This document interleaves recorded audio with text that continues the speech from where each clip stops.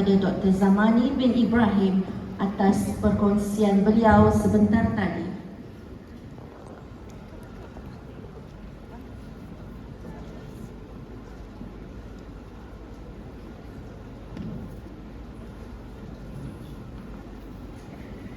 Para hadirin sekalian, majlis diteruskan lagi dengan mempersilakan Puan Siti Nurkhalis binti Harun Narasid, pensyarah pendidikan awal kanak-kanak dari Jabatan Ilmu Pendidikan, untuk membentangkan ulasan buku yang berjudul Motivasi Diri Membina Imajinasi Cemerlang, karya penulis terkenal tanah air Dr. H.M. Tuan Iskandar. Majlis dengan segala hormatnya mempersilakan.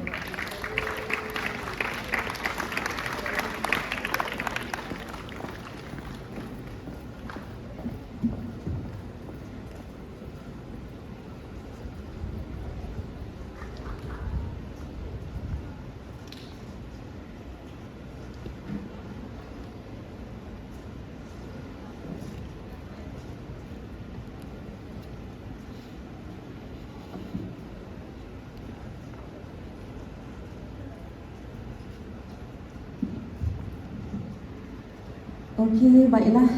Assalamualaikum warahmatullahi wabarakatuh. Tak dengar suara? Mana tadi yang proaktif tadi? Yang Dr. Zamani cerita tadi. Assalamualaikum warahmatullahi wabarakatuh dan selamat pagi.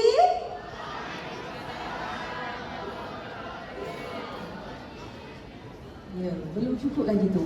Jadi kena kuat lagi, semangat lagi. Ya? Baik, Assalamualaikum dan selamat pagi. Yang berusaha Dr. Haji Shukri bin Ismail, Timbalan Pengarah Institut Pendidikan Guru Malaysia, Kampus Tengku Ampang Afzan. Yang saya hormati kedua-dua rakan pensyarah saya selaku penceramah kita jugalah pada hari ini, Dr. Zamani bin Ibrahim dan juga Dr. Muhammad Nazri bin Abdul Rahman. Rakan-rakan pensyarah, saya kira tak ramai pensyarah yang menyertai program kita. Seterusnya, pelajar-pelajar, mahasiswa-mahasiswi yang saya sayangi sekalian. Okey, baiklah. Dah ready semua? Okey. Semua boleh berdiri tak? Bangun sekejap. Berdiri. Letak phone kat tepi dulu. Kan? Saya tengok ramai yang tunduk je, asyik tengok phone je. Macam mana nak jadi insan yang 7 habit of effective people tadi, highly effective people. Dia menguap siap tu ya.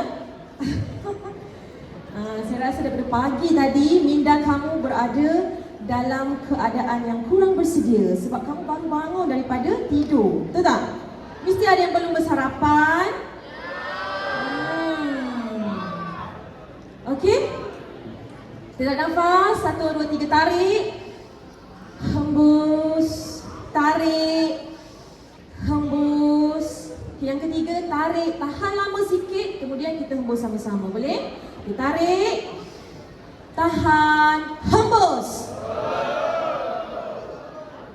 Alhamdulillah. Boleh tak? Boleh, insyaAllah. Okey, satu lagi. Bila saya cakap pelajar IPG Afzan, kamu akan balas macam ni. Minda hebat, minda sihat, minda cemerlang. Boleh? Boleh cuba dulu test. Okey, kita cuba ya. 1, 2, 3. Pelajar IPG Afzan,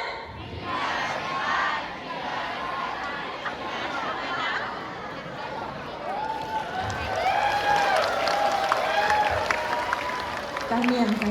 Okay, di akhir nanti kita akan ulang lagi. Nak tengok lagi kuat suara daripada ni ke lagi slow daripada ni? Ya? Nak duduk dah ke? Okey, silakan duduk para pelajar yang dikasihi. Okey, baiklah, tu mukadimah ya. Saya maklum-alukanlah kehadiran pensyarah yang berada di belakang sana.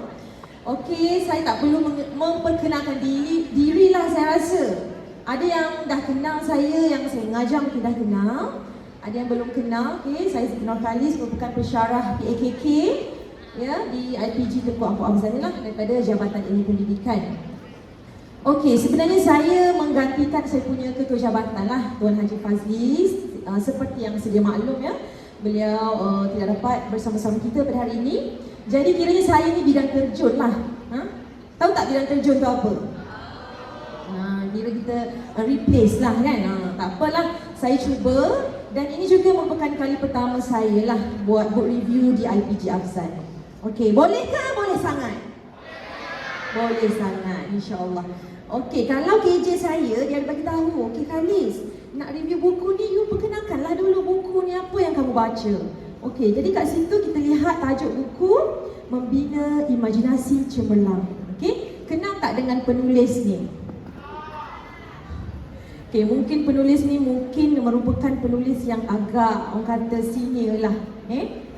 Senior sikit kerana beliau ni peminat-peminat dia biasanya golongan-golongan mak-mak.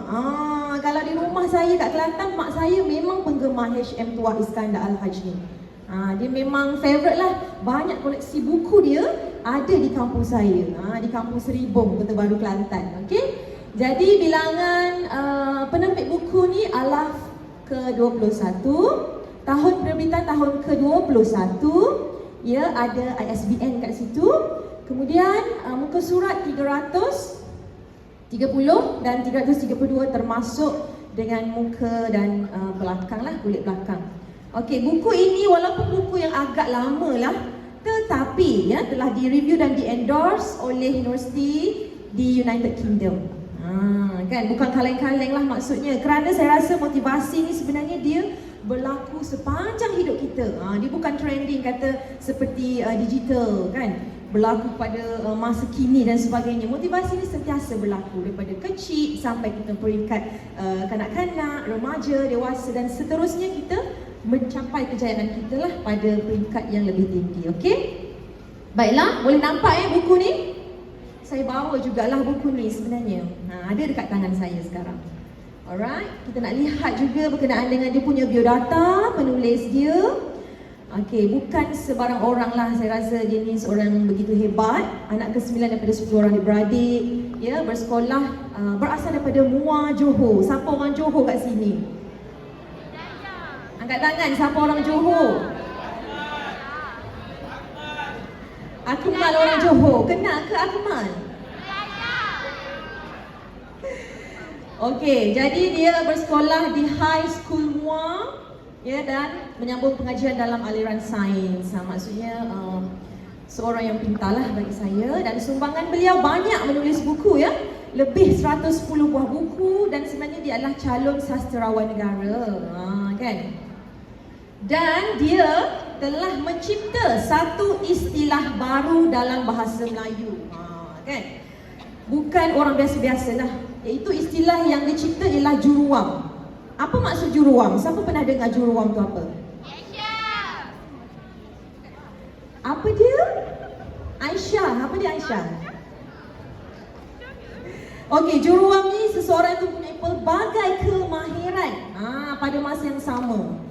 Multi skill lah maksudnya ya. Juruam ni sama seperti bersifat kreatif, inovatif, produktif dan juga prolific.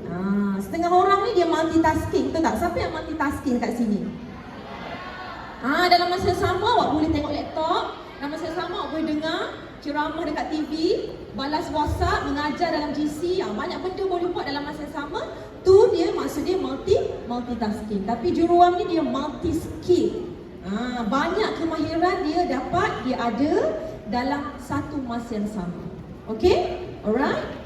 Okey, seterusnya kita lihat kepada tema buku ya. Kita lihat dia punya penulis dia, kita dah lihat dia punya muka depan buku. So kita lihat berkenaan dengan tema buku, Membina Angan-angan yang Cemerlang untuk Capai Kejayaan. Ya? Okey. Jadi dia akan guide kita lah sebagai pembaca dia ni, macam mana kita nak capai kejayaan kita melalui angan-angan, ya? Okey, kalau orang Kelantan dia kata koya. Siapa orang Kelantan kat sini? Faham tak apa maksud koya tu? Maksud dia berimajinasi. Tapi imajinasi dengan angan-angan dengan koya tadi is different things, okey? Imajinasi ialah sesuatu yang kita tetapkan dia punya hasrat, matlamat, cita-cita, kita punya hala tuju dan ada titik kejayaan di situ, ya. Itu adalah imajinasi yang kita katakan dalam skop ini ialah imajinasi yang cemerlang. Tetapi angan-angan ialah angan-angan yang hanyalah beredar-edar, berlega-lega dalam fikiran kamu macam berkhayal kan, macam berkhayal macam tu ialah angan-angan semata-mata. Bak kata pepatah angan-angan mak jenin lah. Ya. Okey, angan-angan mak jenin. Okey, baiklah. Kita tengok lagi tema buku ni. Dia garis panduan lah untuk kita menetapkan kita punya imajinasi kita. Okey, jadi saya baca buku ni, saya rasa ambil masa lebih kurang 1 minggu macam tu lah, ya. Setiap hari saya balik kerja, lebih kurang 2 hingga 3 jam sehari lah saya baca sedikit demi sedikit. Dan saya dapat buat rumusan saya sendiri. Saya takkan share satu buku ni pada kamu kerana mungkin masa yang agak lama lah akan diambil kalau saya nak share. Esok pun tak habis lagi, ya. Saya dapat buat rumusan, saya pecahkan kepada 6 bidang yang utama. Kalau kamu dapat lihat dekat situ. Okey, bidang yang saya dapat kenal pasti dalam buku ini ialah mekanisme yang paling kompleks yang diketahui ialah minda. Okey, kita akan lihat satu persatu selepas ni. Bidang yang kedua, fikiran adalah stesen penyiaran dan penerima gergasi. Bidang yang ketiga, fikiran afirmatif membimbing hidup kita. Bidang keempat, fikiran kita ni sebenarnya seperti komputer. Bidang kelima, kejayaan adalah keadaan minda afirmatif. Dan bidang keenam, terdapat 3 bidang dalam satu minda, ya. Baik, kita akan lihat bidang yang pertama. Okey, bidang yang pertama, mekanisme paling kompleks yang diketahui adalah minda. Okey, saya nak tanya pelajar-pelajar semua ni, masih tengok handphone ke sekarang? Masih tengok WhatsApp ke? Pelajar IPT Afzal?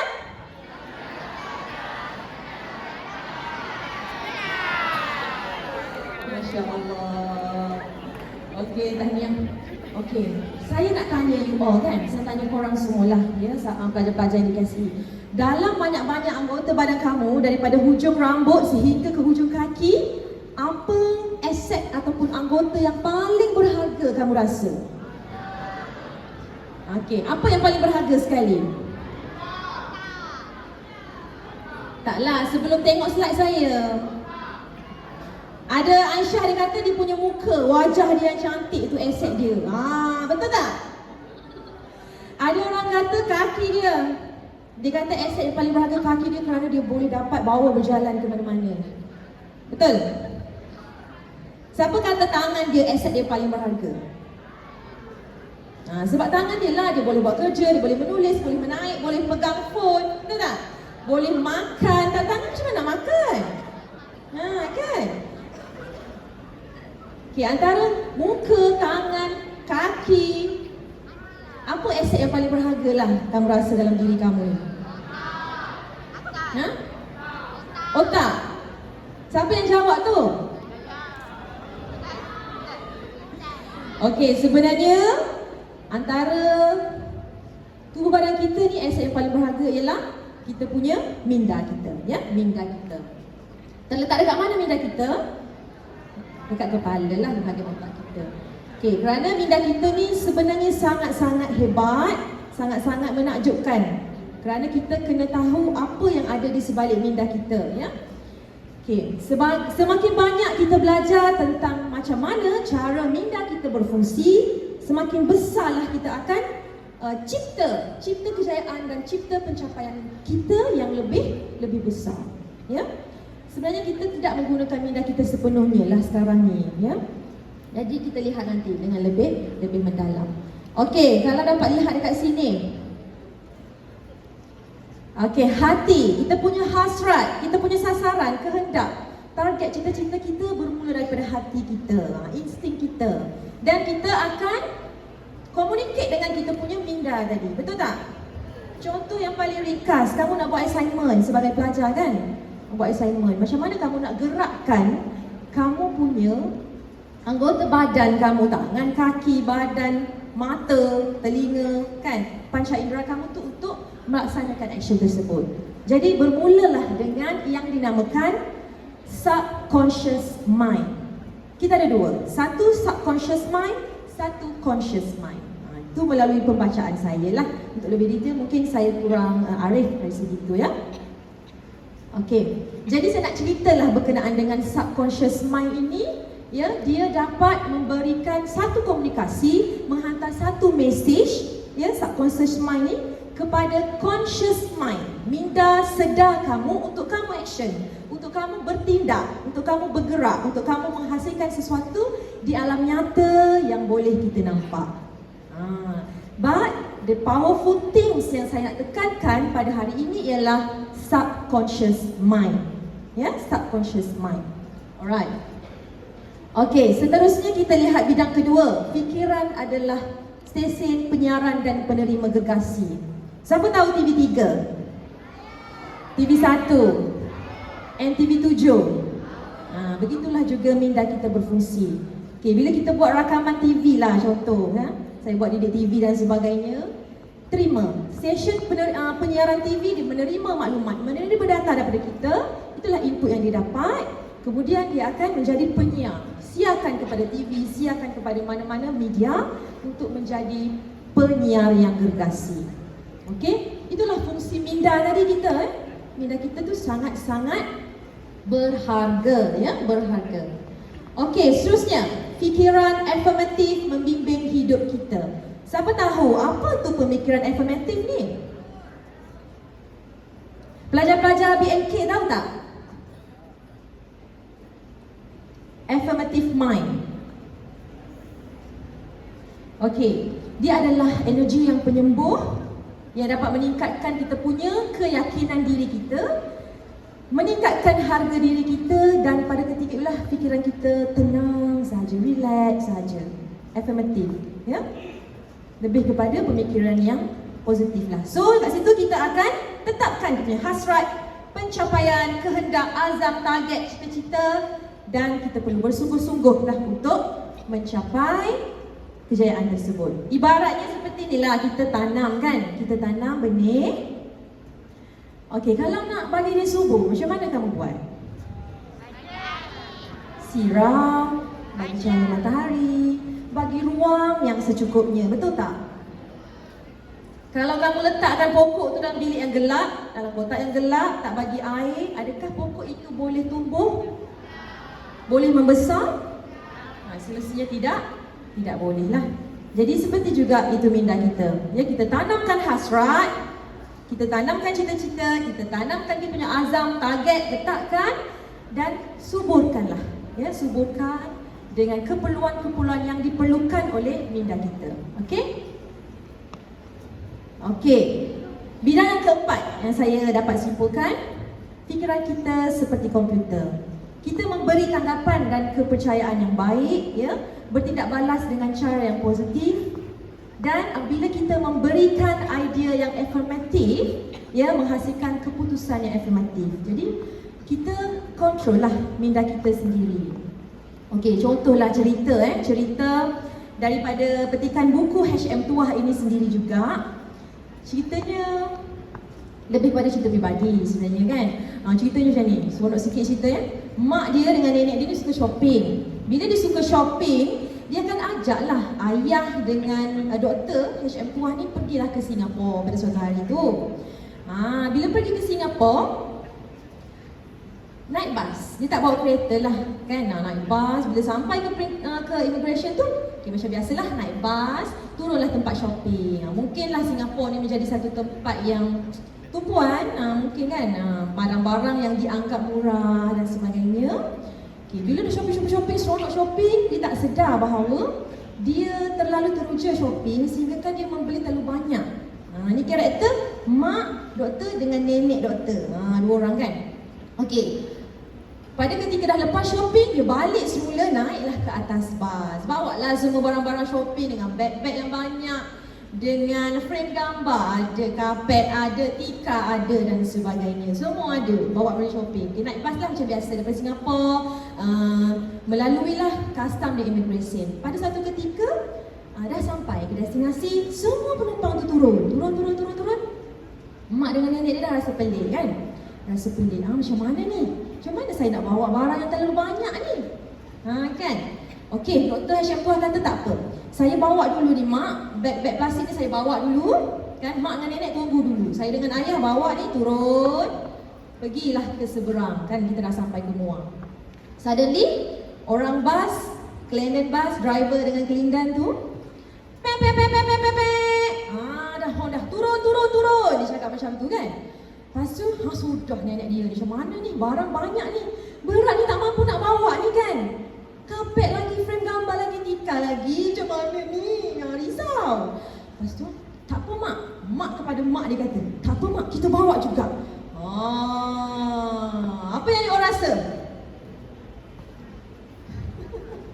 Dengan kudrat orang tua kan, nenek dan juga mak, angkat juga, angkat, tikar, semua kapet, semua bagai, turun daripada bas. Turun.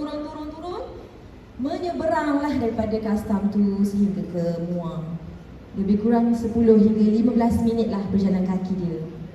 Hebat tak mak dengan nenek dia? Bila Syed Puah tanya, mak, macam mana mak boleh sampai ni kan? Macam mana mak boleh sampai ni? Berat barang tu. Mak dia macam, apa? Siapa yang bawa? Akulah, dia kata. Akulah yang bawa. Kan? Macam mana mak boleh bawa? Dah terpaksa, mak dia kata macam tu kan? Jadi, apa yang saya nak tekankan kat sini daripada cerita tu, subconscious mind tu memainkan peranan yang besar. Kerana daripada subconscious mind tu menjadikan satu situasi yang tertekan di mana dia boleh push diri kamu, minda kamu, conscious mind tadi untuk bertindak luar daripada batasan kamu. Boleh ke boleh sangat? Boleh ke boleh sangat? Boleh sangat. Jadi kamu kena yakin dan percaya bahawa kamu boleh buat sesuatu di luar jangkaan kamu semua. Okey? Boleh? Boleh ke tak? Okey, bidang yang kelima. Kejayaan adalah minda keadaan afirmatif. Seperti tadilah yang saya telah share tadi. Mungkin kuasa minda kita ni kan, agak-agaknya boleh tak pecahkan satu IPG ni agak-agaknya? Boleh tak? Kamu tak rasa kamu boleh, tapi sebenarnya dengan kuasa minda, subconscious mind yang berada di bawah kamu yang tak dapat kamu ni boleh menggegarkan IPG, pecahkan Kuala Lumpur, menggegarkan satu Malaysia, malah seperti Nur Zamani kata tadi, meneraju pendidikan bertaraf dunia. Boleh sebenarnya kan? Kerana kamu belum lagi menggunakan kuasa minda kamu ni dengan maksimum, dengan optimum bagi saya. Okey? Kamu kena yakin dan percayalah. Jadi saya share tips dia untuk bina keyakinan diri tu. Okey, baik? Okey. Kalau lihat kat sini ada 5 kategori: arang, swasta, permata, belian dan emas. Pada peringkat mana yang kamu berada sekarang? Cuba jawab dengan saya. Arang ke? Kamu berada pada peringkat arang? Swasta? Arang ke, swasta ke, permata ke, belian?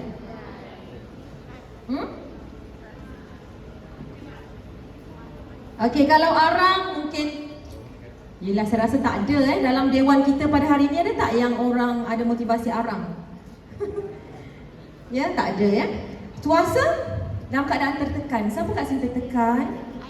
Pressure? Okey, tak ada? Alhamdulillah. Saya nampak ada orang kat belakang tu. Hopefully, okey. Permata, rasa bosan lah. Jadi student ni bosan lah hidup dia. Berlian ni okey lah. Dia biasa-biasa lah, kata biasa je macam tu kan. Macam mana perasaan kamu jadi guru pelatih IPG? Biasa je. Boleh ke macam tu? No, saya tak bagi. Tak boleh ya, dia semua. Kita kena berada pada tahap emas. Hebat. Bila saya jumpa kamu, apa khabar hari ni kamu? Saya hebat. Terus jawab macam tu. Terus kita berada pada tahap yang emas. Bila orang mendengar pun akan dapat respon yang positif. Betul tak? Tiba-tiba tanya, macam mana hari ni? Malas lah. Kan? Tak semangat lah, ngantuk lah. Tu dah tahap apa dah kan? Ya? Tu bukan pada tahap emas. Ya? Jadi kita kena sentiasa bersemangatlah untuk setiap hari yang akan bakal mencorakkan satu hari kamu, ya. Okey, saya nak tanya juga, dalam sehari kan 24 jam sehari ada berapa saat? Siapa boleh jawab? Ada berapa saat dalam sehari?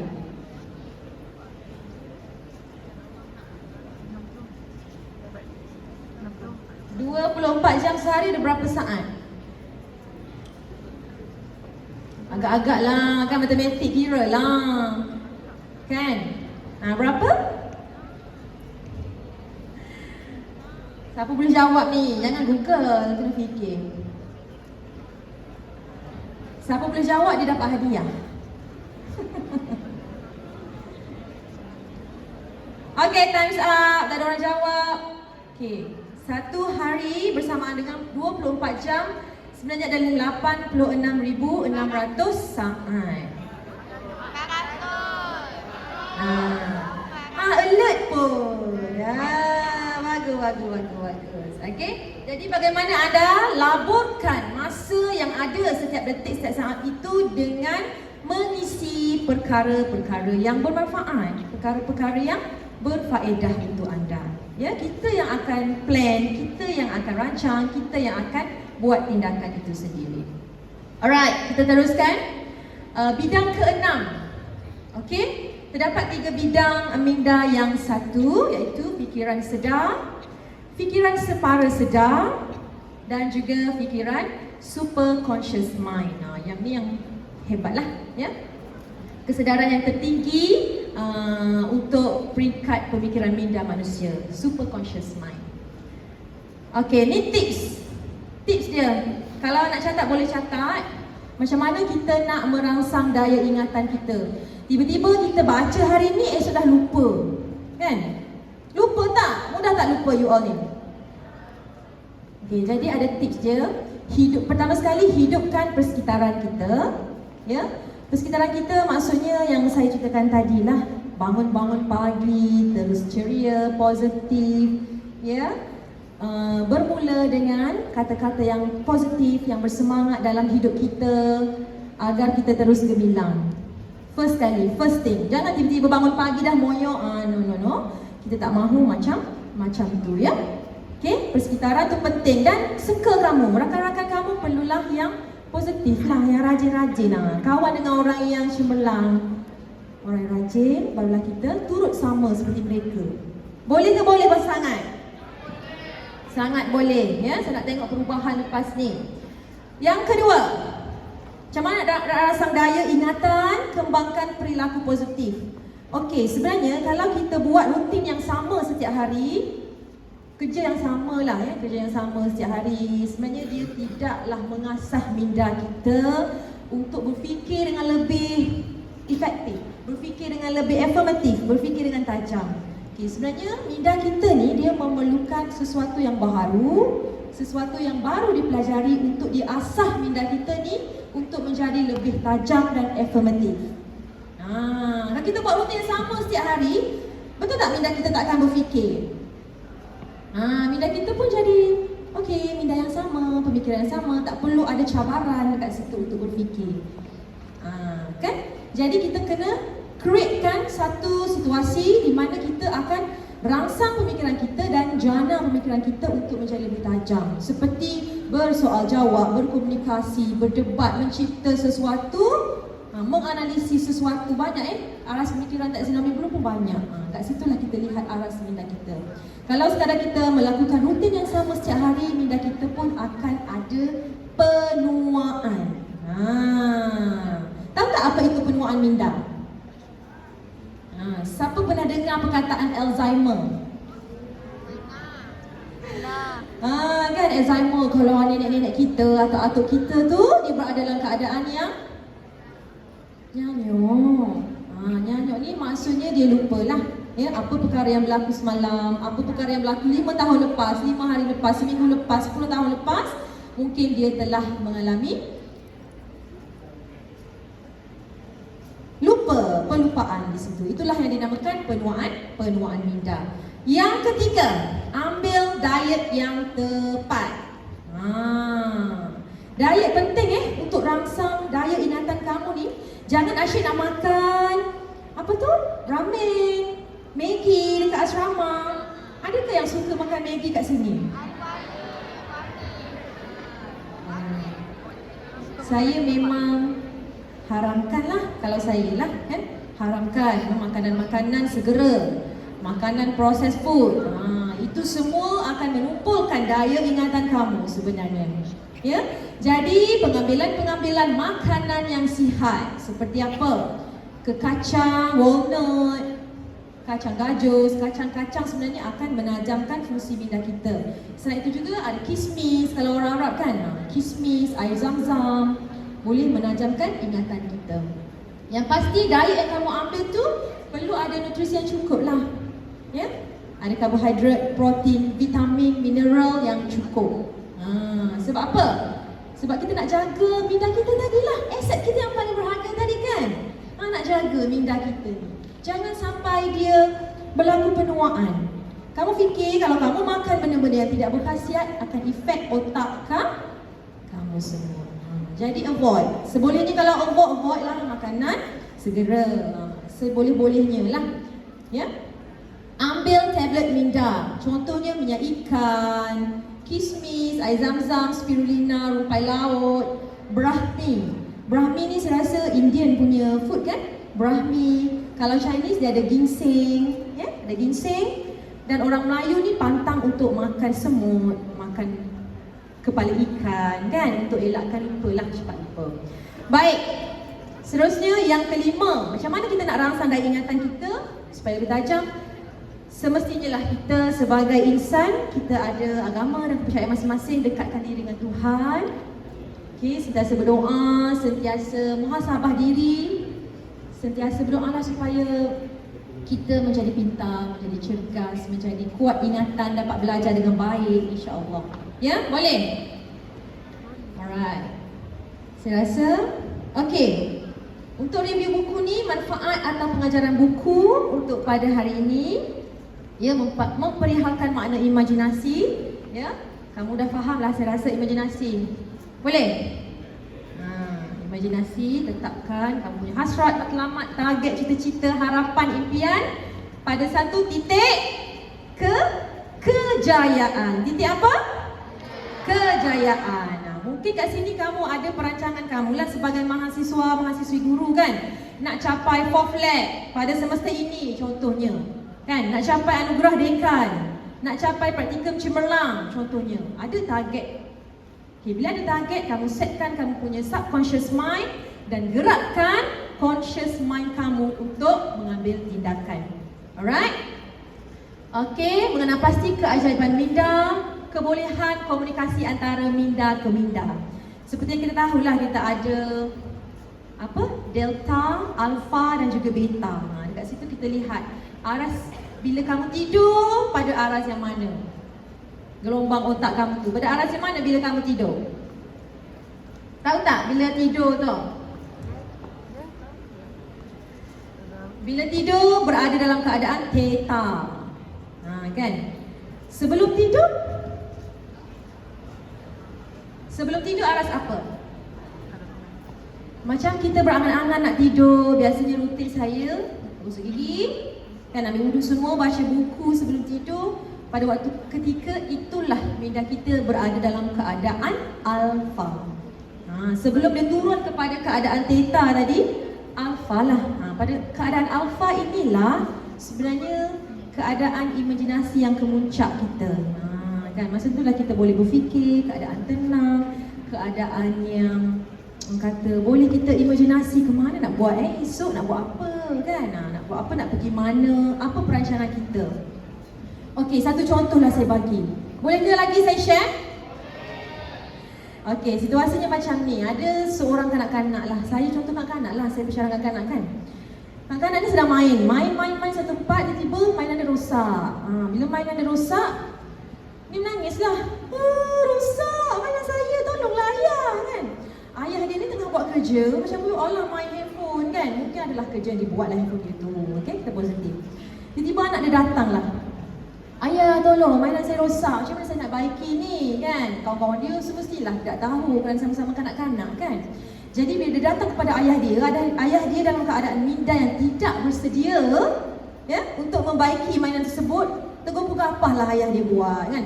Nak baiki kereta tercabut lah contohnya dan sebagainya kan. Kereta tercabut, nak baiki tu mungkin pada keadaan ketika itu tidak berjaya lah baiki. Kerana minda ayah dia bukan dalam keadaan bersedia, bukan keadaan yang alfa.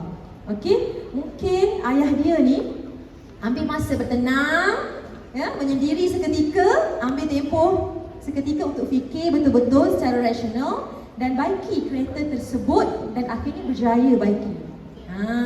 Kan? Maknanya semua ini adalah berkisar dan berkait rapat dengan kita punya minda kita, kesediaan minda kita ya. Boleh? Okey, kat sini banyak ya. Mengenal diri sendiri, cara mudah untuk ingat daripada lupa. Tadi saya dah share tips-tips tadi. Dan mengenal pasti apa itu penuaan minda. Okey, dah tahu tadi kan penuaan minda tadi. Okey, memperihalkan kebolehan sebenarnya apa yang berlaku jika anda rasa tertekan. Macam makcik tadi lah, nenek tadi yang bawa kapek tu. Bila dia rasa tertekan, dia rasa tertekan diri dia, tak nak berjaya juga bawa kapek yang sangat berat. Tiba-tiba Syekh Tuah kata, cuba mak bawa sekarang kapek ni, boleh tak? Tak boleh, dia kata. Kan? Maksudnya minda dia tidak bersedia pada ketika itu. Alright? Okey, ni ada sikit komen atau kritikan. Tak ada banyak komen kritikan buku ini. Sebenarnya buku ini bila saya baca tu, saya dapat pelbagai emosi. Sedih, teruja, terkejut, gembira. Kadang-kadang bila kita baca buku ni gelak sorang-sorang. Macam itulah kan. Dia bermain dengan emosi lah ya. Tu review buku saya. Dan buku ni menjadi trend lah membaca pada ketika itu dan popular dan bersifat pecisan. Okey. Jadi panduan praktikal ni untuk kita mengatasi keterbatasan mendapatkan suatu impian dari kehidupan yang paling kita inginkan dalam kehidupan kita. Okey, mungkinlah cita-cita dan hasrat dan impian kamu ni untuk jadi seorang guru pada suatu hari nanti, kan? Guru yang cemerlang. Betul tak? Jadi kamu dah boleh setkan hasrat, matlamat, impian, cita-cita dan azam kamu dari sekarang. Okey? Boleh ke boleh sangat? Boleh ke boleh sangat? Okey, sebelum saya berundur diri, kita berdiri sekali lagi. Letakkan phone di tepi, saya nak tengok suara kamu lebih kuat daripada tadi ke atau lebih perlahan. Okey, bangun. Yang kat atas pun bangun juga. Bangun. Letakkan handphone di tepi.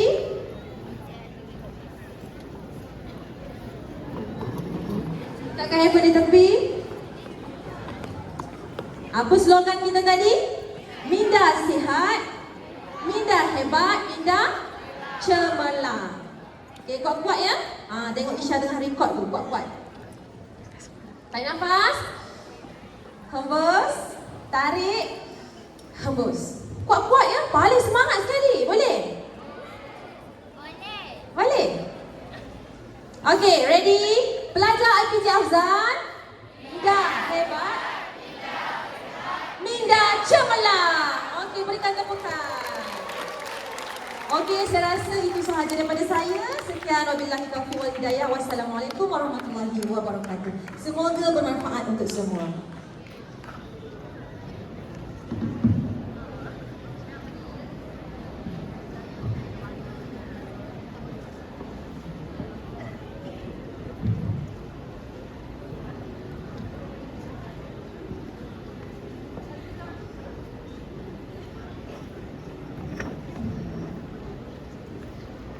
Majlis merakamkan ucapan jutaan terima kasih kepada Puan Siti Nurkalis atas perkongsian sebentar tadi.